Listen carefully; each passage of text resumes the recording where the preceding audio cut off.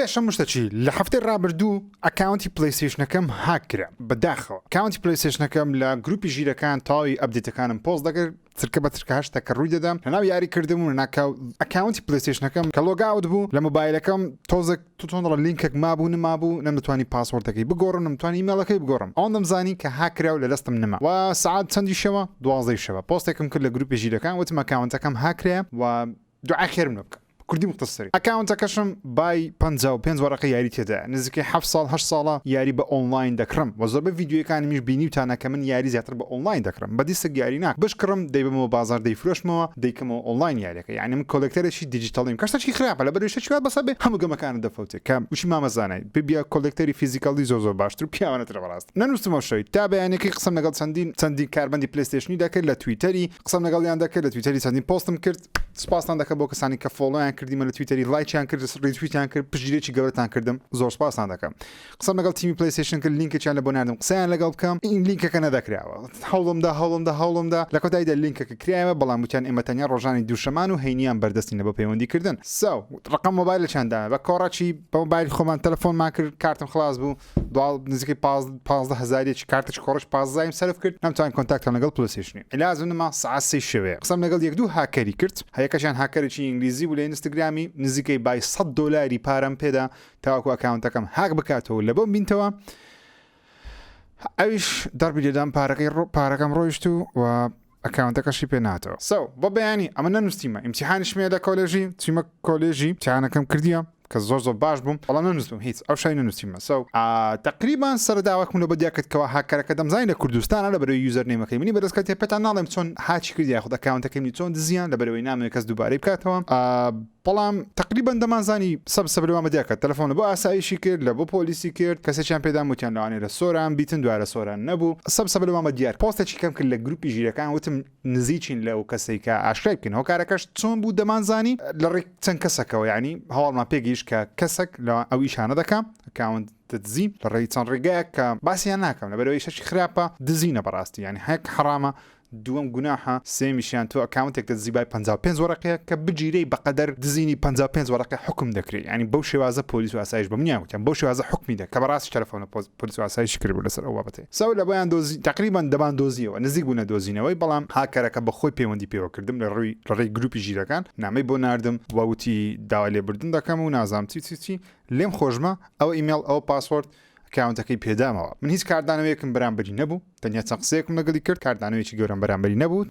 یەکەمیان لە بەرەوەی باسەوەی کە باری دارایی زۆر خراپە بەڵام ئەگە باری داراییش زۆر خراپی ناکرێت و ئەکاونتی خەڵکی بدزی لە بەرەوەی یەکەم دزین هەر دزینە هەرچی هەر دزینە بەڵام دوم کاردانەوە لەگەڵی نەبوو لە بەرەوەی من خۆم کەسێکی نخراپ و نێگەتیڤ نیم من دایما لایەنە چاکەی خەڵکی دەبینم من وتم ئینشاڵڵا هەست کردی کە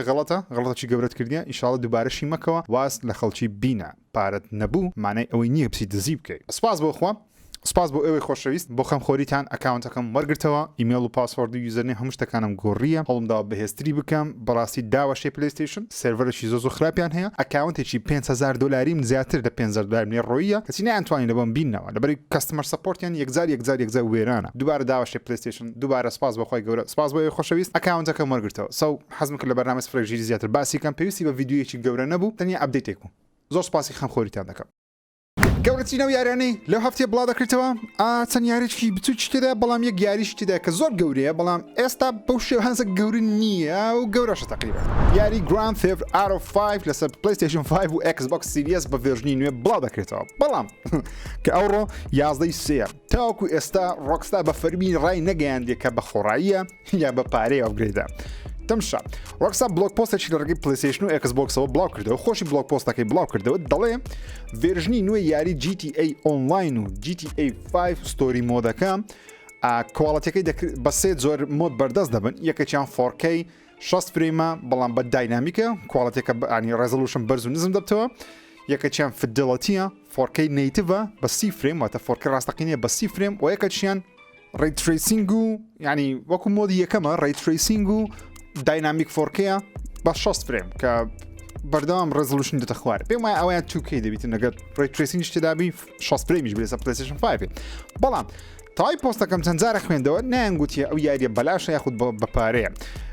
من بلايستيشن من لسه بلايستيشن 5 جي تي اي 5 بديجيتالي هي ابديتكم لبو هات لسه نشرا فيرجني بلايستيشن 5 بردسته خوي ابديتي كردوا بەڵام ناتوانانی پلی بکەیت لەبەرەوەی هێشتا ڕۆژەکەمە 15 مانگ بەردەست دەبێت پێم وابی بە خۆڕاییە بەڵام شتێکی دیکەم لە ئۆنلاین خوێندەوە دەڵێن ئەو کەسانێک کە پلیستیشن پلسیان هەیە و GTA شیان هەیە پێویستە $10 بدەن تاوەکو ئەپدەیت دەکرێتەوە ئەپگرێد دەکرێتەوە لە بۆت ئەو کەسانی ئەکسبۆکسیان هەیە پێویستە $20 بدەن و ئەگەر GTA هەر نەبی پێویستە $40 بدەن چەندی قسە هەیە نازانین کامیان ڕاستە و ڕاکسە تاو کەسە تڕێرێکی نوێ GTA 5 لەسەر پلیستیشن 5 و Xbox Series بڵاو نەکریتەوە تەنیا چەند سکرینشۆتێکی دانایە واتە تڕێری نوێمان نییە نازانین یاریەکە چۆن دەبێت لێش تاو کەسە نرخیان دانایە لەوانەیە لە چەند ڕۆژی داهاتوو یەکشەم دووشەم ئەکید بە نرخ دادەنێن و بە فەرمی ئەو شتانە بەڵام بەو شێوازەیە زارێ پارەی پێمەدەن ئەگەر پارەشات پارەی پێمەدەن تاوەکو یوتیوبەرەکان من خۆشم ڤیدیۆیش لەسەر دەکەم کە بەردەست بە ڕۆژی 15 مانگ ڤیدیۆیش دەکەم و گۆڕانکاریەکانتان پێ دەڵێم ئەو کات بڕیار لەسەر بدەن پارێزیە سەر ئاکتیڤیژن بە فەرمی ڕایگەیان کەوا خەریکی دروستکردنی Call of Duty Warzone لە بۆ مۆبایلینە و پێویستیان بە کارمەندی نوێیە دەیانەوێ یاریەکە تقریبان بەشێ شێوەکان لە بەرمێنان بوو چەندین مانگە دوامە ساڵێک زیاتر لە بەرمێنان لە بەرنامە فرێژی لەڕابردوو باسمان کردیە بەڵام ئێستا زیاتر دەیانەوەی Call of Duty مۆبایل بڵاوکەنەوە لەبەر چ لەبەرەوەی وەکو وتمان لە هەفتەکانی ڕابردوو لە 2023 Call of Duty مان نییە ئەو ساڵ هەمانە بەڵام ساڵش Call of Duty گەورەی نوێمان نییە بۆی ئەو ساڵە بە سپڕ دەکەنەوە بە Call of Duty مۆبایلی ڕیلیز دەکەن لەگەڵ Warzone 2 تقریبان شتێکی لە بابەتانە سرویس ئەپدەیت تەرتیبات بەڵام ستۆریشی گەورەمان ناوێت 2023 بۆی 2023 بەو شتانە پڕ دەکاتەوە Call of Duty کەشتێکی باشە لە مۆبایلی بەردەست بێ بەڵام لۆ Call of Duty Warzone ناخێنە Call of Duty-ەکەی خۆت کە لە مۆبایلی هەیە بات ڕۆیاڵەکەی ناو مۆبایلەکەی زۆر خراپە تەنیا مۆدەی بخەناوی پێویستی بە ئاپە چیزی ئاواز نییە ئارانەوە منەوە دەبێزام PUBG کردیە دوو PUBG دووەم نیوستیت باوەڕ ناکەم کەسێکی زۆر بیکە گەیمەری خۆی هەیە بەڵام زۆر نایکە خەڵکە PUBG-ەکەی کە دەکات Call of Duty شتێکی وا بکە پێم وای باشتر دەبێت نازانم ئەم باش نازانم ئەمە بەخۆیان باش دەزانم بەڵام ئارانەوە یاری Elden Ring تاوەکو ئێستا لە 2022 پڕفرۆشترین یاریە تەنانەت لەماوە یەک ساڵی ڕابردوو جگە لە Call of Duty Warzone Elden Ring زۆرترین فرۆشی هەیە واتە دووەمە لەماوە یەک ساڵی ڕابردوو کە دەڵێن یەک ساڵی ڕابردووش مەبەستمانەوەی کە Elden Ring کەمتر لە مانگ کە بڵاوکرێتەوە بەڵام ئەوەندە زۆر لێ فرۆشە وا یاریی زۆر نایابیشە ریڤیوش وا خەریکی نووسین ریڤیوکەمە لێت ریڤیوەکەی تاخیرە هۆرایزنیش تاخیرە لەبەرەوەی کاتم زۆر کەم بۆ ئەکاونتم هەکردن ئازام کێشم زۆر لە ژیانە بەڕاستی ئەو ماوەی ناتوانم ڤیدیۆ زۆر بکەم کە کاتێک ڤیدیۆش دەکەم دەمێت ڤیدیۆی کواڵەتی بڵاوکەوە نامێ هەموو شتێکی بڵاوکەم چاوەڕێم بکەن ئۆکەی چەندین مانگە باسی State of Play نوێ دەکەین باسی شەوکەیسێکی نوێ دەکەین کۆنفرانسێکی گەورەش دەکەین State of Play-کەمان بینی بەڵام کۆنفرانسە گەورەکەمان نەبینی State of Play-ی زۆر خراپمان بینی بەڕاستی PlayStation زانیت یاریەکان خراپ نینە ناتوان بڵێم یاریان خراپن لەبەرەوەی من خۆم تاقییان ناکەم و ناتوان بڕیاریان لەسەر بدەم کێشتە بڵاو نەکرێتەوە بەڵام ئەو یاریانە ئیڤنتی نییە ئۆکەی چەند یاریێکی سەرنجاکیش ئاشکرا کریان بە تایبەت یاری ژاپۆنیەکان فۆکسی ئەو State of Play بوون PlayStation بەخۆشی وتی کە زیاتر گرنگی بە ستودیۆ ژاپۆنیەکان دەن بەڵام خۆمان چاڕوانی دەرچوونی ترێلەری God of War بووین چاڕوانی سرویسەکەی PlayStation بووین کە وەکو PlayStation Now PlayStation Plus بوو تێک سرویس وەروەها چاڕوانی ترێلەرێکی نوێی Hogwarts Legacy و ریلیز دیتی Hogwarts Legacy بەڵام هیچ شتێک لەوە بابەتانەمان نەبینی تەنیا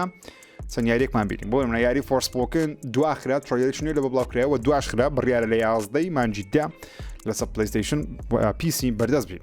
Trek to Yomi کە یاریێکی زۆر قەشەنگە زۆر سەرنجاکێشە ڕەشوسپیە و سایت سکرۆڵ نەواتە کارکتەرەکە لە لایەک نیشان دەداتن زۆر بە Ghost of Tsushima دەچی بەڵام بەو شێوازەی کە زۆر سەرنجاکێشە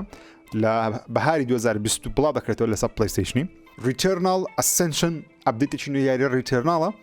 فریە هەم کەسە ڕیتەرناڵی هەبێت دەتوانێت بە فری وەری بگری مۆدی کەواب زیاد دەکات لەگەڵ هەندێک بۆ ئەندێک لێڤڵی نوێ وەروە شتێکی نوێ زیاد دەکات پێ دەوتری ئەسنشن توانی سپیدڕانی بکەیت بۆ چەندی مەرحەلە بێکجار هەموو شتەکان ببڕێ شش سەرنجاکێشە بۆ لە هەمووی گەورەتر کە لەو ئیڤنتە ئارس کرا گەورەترین کاردانەوەی هەبوو لە سوشال میدیا یاری Valkyrie Elysium کە یاریەکە چیرۆکەکەی باسی دوای ڕاگنەڕۆک دەکات ڕێڵمەکان جیهانەکان لە دوای ڕاگنەڕۆک چیان بەسەردێ ڤالکریەکان خەریکی چین یاریێکی ئاکشنی RPG زۆر ژاپۆنیە جەماعەتی یاری ژاپۆنیەکان حەزیان لە زۆر یاریانەیە وەکو نیر ئۆتامەتە و ئەوانەیە بەڵام نازانم لە کوردستان تاچەند بینەریان هەیە یاخود گەیمەریان هەیە ئەوەندە یاری عەرزکرا State of Play ناتوانین بڵین زۆر وێرانە بەڵام State of Play نییە کەمە چاوەڕێ دەکەن بەڵام بەپێی دەنگۆی نوێ بیکە شەوکەیسی سۆنی هێشتا مایە هەر لە مانگی 3 دەڵێن بەس بە خۆم قەنەعاتم نیە لە مانچی تازە شەوکەیسێکی نوێی پلیستیشن ببینێ پێم وایە دەستە مانجی 4 یاخود 5 چوار زۆر باش دەبی لە بۆ شەوکەیسێکی گەورە لەبەرەوەی پلیستیشن لەو ئیڤنتی وتی باسی پلیستیشن VR 2 ناکەن ئەکیدن VR 2 گەیم پازەکەی سۆنی وەروە ترێلەری گادۆڤاری هەمووی بێکەوە لێک شەوکەیس شتێکی زۆر بەقوت دەبێت پێویستە ئەو شتە بکە بەڕاستی ئاخری گولە بیرکەم شتێکیش لە بۆ یاری فاینەل فانتەسی زیاد کرد کە مامەزانە زیاتر لە بۆ شەرحکردنی لایڤ ستریمەکەی ئەویش سترێنجەر ئۆف پەرەدایس فاینەل فانتەسی ئۆریجینە یاریی یاریە مۆدە ئەکسپانشنە نازام چییە مالتی پلێرە لە بۆ ئەو جۆ یاری بەڵام بەلای نۆزۆگرین نیە بەڵام ئەگەر حەز لێ ئەو لۆ باس کردی خۆت متابعە یەکێک لە ئینسایدەرەکانی ناو دنیا ڤیدیۆ گەیم بەناوی مایکل پاچەر ڤیدیۆیەکی لە یوتیوبەکەی خۆی بڵاو کردەوە کە من زۆر قەنەعاتم بە شتەکانی مایکل پاچەری نییە بە شێرە شێوەکانە بەروی زۆر زار باسی GTA کردی ڕاست دەرنەچوە تەنانەت دەستە GTA تریلۆجیەکەی کاتی خۆی ڤیدیۆیەکی بڵاو کردەوەتی GTA تریلۆجی ریمیک دەکرێتەوە بەڵام ریمیک نەکراوە تەنیا ڕیماستەر کراوە هەر شتەکان وەکو خۆی بەڵام کواڵەتی بەرز کراوە واتە ئاسێت و شتەکان دووبارە دروست نەکران تەنیا دەستکاری کران تۆزە لە شێوەکان ریمیک نەبوو ڕیماستەر بەڵام شتەش نییە بڵاو کردەوە دەڵێ یاری GTA 6 لە 4 ماپ پێک دێ ماپ GTA Vice City تێدا دەبی سان ئەندرێسی تێدا دەبی و لیبرتی سیتی تێدا دەبی لەگەڵ شاری لندن کە بە شێوەی ئۆڤەرسی دەبی واتە دەبی بە تیارە گەشت بکەیت لە بۆ لندن وەروەها هەموو مشنەکانی GTA 6 ستۆری مۆدەکەی نزیکە لە 500 کاژمێر هاو شێوەی داین لایت تویە کە دەڵێن 500 کاژمێرە مەقسەدیان وایە هەموو ئەکتیڤیتیەکان ئەنجام دێ بە ساید میشن و ئەکتیڤیتی و کوێشن مارکانەوەی نیشانی پرسیاریان لەسەرە وان دەشتیش لە دنیاەکەی کە پێت ناڵی خۆ دەیبی دۆزی و هەمووی با 500 کاژمێریە بەڵام مەین ستۆریەکە چەندە بزەبت نازانین بەڵام مەین ستۆری ئەکید بن لەوەی ناگاتە 50 کاژمێری محاڵە بگاتە 60 باوەڕ ناکەم GTA 6 لە Red Dead Redemption 2 درێژتر بێت بە Red Dead Redemption 2 لێخوڕنی ئۆتۆمبیلی تێدا نیە بڵێ متعە هەیە لە لێخوڕنی ئەسپەکەی متعی هەیە بەڵام وەکو لێخوڕنی ئۆتۆمبیلیە لە شارەکەی Red Dead Redemption 1 ماپە بەڵام GTA لەوانەی سێ ماپ بیتن زیاتر چیرۆکەی کورتتر بکرێتەوە لە بەروی زیاتر کات بدێتە گەیمەری بە کەیف خۆی ئۆتۆمبیل لێخوڕی یا قوتفڕۆکە لێ بخوری بستە شاری دیکە بەڵام زیادکردنی چوار شار تقریبان دووبارەکردنەوەی سان ئەندرێسیە بەڵام بە شێوەیەکی جیاواز دڵخۆشم ئەگەر شتێکی وایکدای بەڵام وەکو پێتان دەڵێم تەنیا دەنگۆیە هیواتان زۆر بەرز مەکەنەوە بۆی دەنگۆیە ئەو کابرایە ڕابردوێکی زۆر ڕاستیشی نییە تاوەکوێت وەکوتم گەبرەترین دەنگۆ کەلەکنەوە کابرای بڵاو بۆ وتی GTA تریلۆجی ریمیک دەکرێتەوە کەسی ریمیک نەبوو ریماستەر ریچی زۆر خراپ بوو لێش چەندجاری کە گوتم GTA ریماستەر جارێ مەکڕن تاوەکو ئێستاش خراپە زۆر باش نییە تاموسێژی لێ وەرناگریت مایکڕن جارێ ئەوەشیان تەنیا دەنگۆیە هیواتان زۆر بەرز مەکەن ئەگەر دەنگۆیەکە زۆر بەقوت بوو پێتان دەڵێم ئەگەری ڕاستی بوونی چدا یاخود مخۆشم بڕوام هەیە کە ڕاست بەڵام ئەویان 120 لەوانەیە ڕاست یەکێک لەو یاریانەی زۆر چاوەڕێ دەکەم بەڵام نامێت لە ڕۆژ یەکەم پارەی پێ بدەم حەز دەکەم لەڕێی گەیم پاسی یاخود پلیستیشن پڵسی یاخود پلیستیشن سبسکریپشنە نوێیەکەی پلیستیشنی بەردەستبی یاری Evil Dead The Game ترێلەر و گەیم پلەیەکی نوێ لە بۆ بڵاو کرایەوە چەند شتێکمان نیشان دەدا یەکێک لە کاراکتەرەکان بەناوی کاندیریان دیمن پیشانمان دەدا لە گەیم پلەیەکەی وە بڕیارە یاریەکان لە مانجی 5 بڵاو بکرێتەوە من Evil Dead یەکێکە لە زنجیرە فیلمە بەناوبانگەکان من زۆرم حەز لە بەشی یەکەمی کلاسیکەکەی و ریمیکەکەشی خراپ نییە بە شێرە شێوەکان بەڵام یاری تاوەکەستە نەمان بینیوە و یارێکی تقریبان تا ئۆنلاینە ستۆریەکەشی ستۆری دەرن تێدا دەبین چکە دواخرا یارێکە لە بەرخاتی ئەوەی کە ستۆری مۆدی لە بۆ زیاد بکرێ ستۆریەکەی کورد دەبین وانە دوو کاژمێر سێ کاژمێر زیاتر فۆکس لەسەر مۆدی ئۆنلاینەکەی دەبی بڕیار لە مانجی 5 تاوای کۆنسۆل و پلتفۆرمەکان بەردەست ستودیۆکانی Xbox بە فەرمی ڕایانگەیاند کەوا زیاتر لە چواردە یاری Xboxی لە سیستیم دێکی پلێبڵە واتە کاری پێدەکری و کێشەی نییە لە سیستیم دێکی بەڵام چوار یاریان جارێک کار ناکات دەبێت چاوەڕێی ئەپدەیتی بن ئەو یاریانەی کە بە فەرمی کار دەکەن و کێشەیان نییە هەرێکە لە یاریەکانی Battletoads Deathloop Fallout Shelter Hellblade: Senua's Sacrifice Mac's Crusader of Brotherhood Prey Psychonauts 2 و The Evil Within واندا یاری دیکەشمان هەیە کە کار دەکە بە شێوە شێوەکان بەڵام لەوانە چەندێک کێشە و گلیچی گچکەی هەر هەبی Fallout 4 Forza Horizon 4 Forza Horizon 5 Quantum Break Sea of Thieves و State of Decay Year 1 Survival Edition و چوار یاریشمان هەیە کە تاوەکو ئێستا بە فەرمی کارناکە بەڵام دەکرێت چارەسەر بکرێەوە کارنەکردنەکەشی بۆی دەگرێتەوە کەوا ئەنتای چیت هەیە کێشەیەکە کەوا لێ ناگەڕێن یاریەکە چیتی بخرێتە ناوی چۆن دەڵێ پرۆگرامەکە لێ ناگەڕێ یاریانە کار بکەن بەڵام لە داهاتوو چارەسەر دەکرێن Gears 5 Halo Master Chief Collection و Halo Infinite وەروە Microsoft Flight Simulator ئەو یاریانە بە فەرمی جارێک کار ناکەن تاوەکو کێشەکەیان عیلاج دەکرێت لە کۆتاییدا یاری Gotham Knights ئەو یاری کەەوە زۆر چاوەڕوانی دەکەین ناو دنیای باتمانە گۆتەم نایتس بە فەرمی لە مانجی بڵاو دەکرێت چەندە چاوەڕێمان دەکرد ئەو یاری لە مانجی 5 بەردەستبی لە مانجی 11 دەماویست سوساید سکواد کیل جەستس لیگ بەردەستی بەڵام ئەویان دو ئەخریا لە بۆ 2023 و گۆتەم نایتس بە فەرمی لە مانجی بڵاو دەکرێتەوە کە نزیکە تقریبا هەفتەیەک پێش هەڵەوینە و یاریەکەش زیاتر گرنگی بە کورت ئۆف ئاوڵی دەدا و جەماعەتی کوندە پەپوەکان تقریبان لەو جۆرە یاریانەیە کە لێڤڵ لەسەر کارکتەرەکانە مەسەر کاتەکە تۆ دەبی کارکتەرێکی خۆت بەقوت کەیت تاوەکو جۆرە دژمنێکی دیکە لە ناو بی چکە لێڤڵ گەیتیان هەیە لێ ناگەڕان هەموو شتێکی بکەیت بەڵام دەڵێن بە شێوەیەکی زۆر سەرنجاتێش ئەو کاریان کردیان بزەبت تقەنعات زارێ بۆ قسەینە چیرۆکەشی چییە باسی دوای مردنی باتمانی دەکە باتمان لە شارەکە مردیە نامەیەک بەجێ دێڵی بۆ تەواوی ڤیجیلانتیەکانی دیکە یاخود خانەوادەی بات فامیلی جەماعەتی دیکەی باتمانی بۆ کە سوپەر هیرۆیەکانی دیکەی کە ناو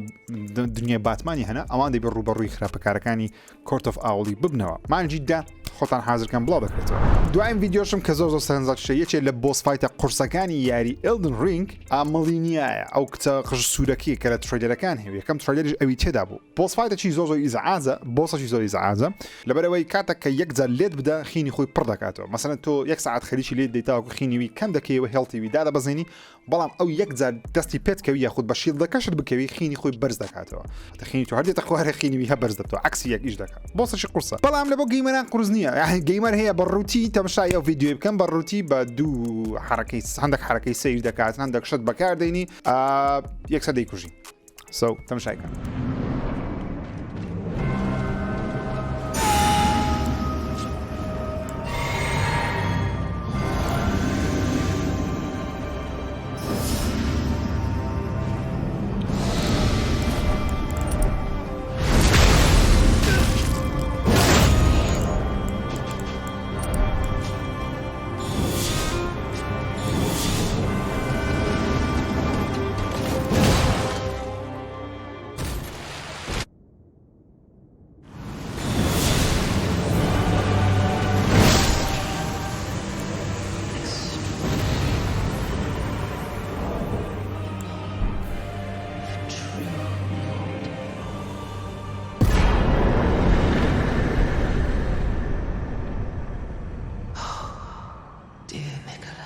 و هەر لەو هەفتەی جگە لە ئەکاونت هاکرانەکەم شتێکی خۆش ڕوویدا ئەویش کرینی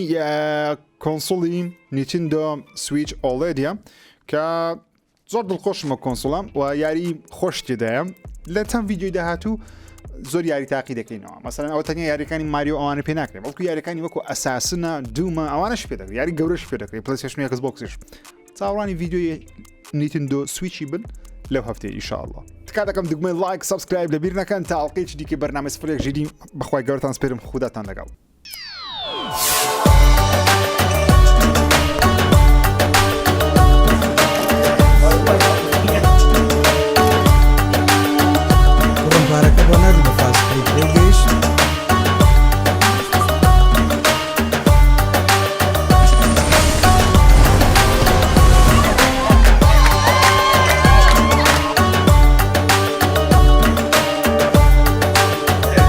ژیانی تۆی قوتابیت پڕێتی لە خۆشی و چالاکی هەر بۆیە فاستلینک سیمکارتی خێراترین ئینتەرنێتی بۆ تۆ کردووە بە بێ بەرامبەر هەر ئەوەژنا 3 گیگابایت دیاریت پێ دەبەخشێت و ژیانت خۆشتر و ئاسانتر دەکات ئیتر تۆی قوتابی